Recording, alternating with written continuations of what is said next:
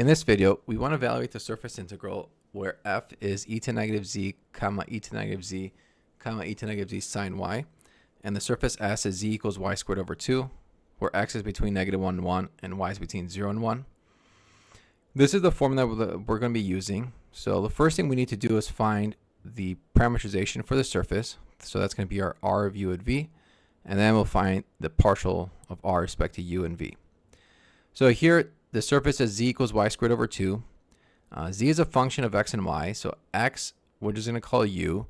Y we'll call v. So z is v squared over 2. And now, with the bounds here, we have x is u. So if x is between negative 1 and 1, that means u is also between negative 1 and 1. And since y is equal to v, y is between 0 and 1, v is also between 0 and 1. So now we have r of u and v is u comma v squared over 2. Now we can compute the tangent vectors. So if we take the derivative with respect to u here, we get 1, 0, 0. And then if we take the derivative with respect to v, we get 0, 1, v. Next, let's take the cross product. So the partial of r with respect to u, we said it was 1, 0, 0. The partial of r with respect to v was 0, 1, v. Find the determinant, we get 0, negative v, 1. Now we can substitute the parameterization into f. So remember, this is what we started with f.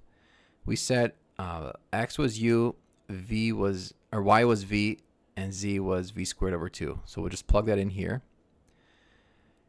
And inside the integral, we're going to do the dot product.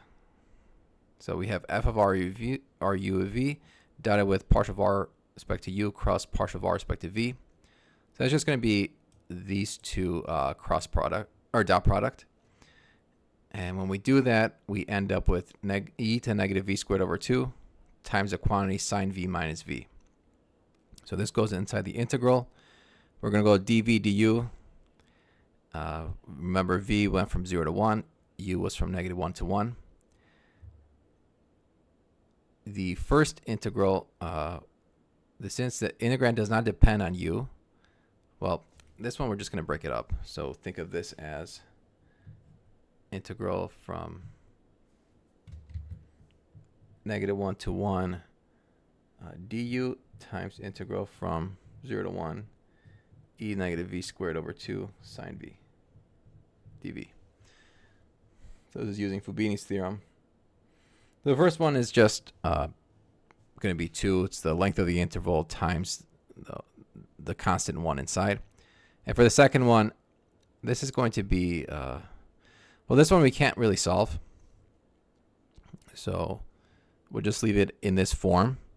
So if this is 2, this will be 2 times this integral, which for us, v was just y. So if you want, you could just replace v with y. And you get this as your final answer.